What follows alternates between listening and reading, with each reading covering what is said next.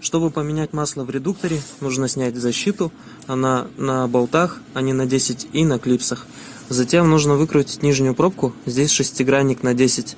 Масло сольется, вы ее закрутите обратно и через верхнюю пробку зашприцуете новое масло. Зашприцевать можно купить в аптеке шприц Жанне, он на 150 мл, если вы хотите сами это сделать. И трубочку купить от системы для вливаний. И через эту пробку закачиваете.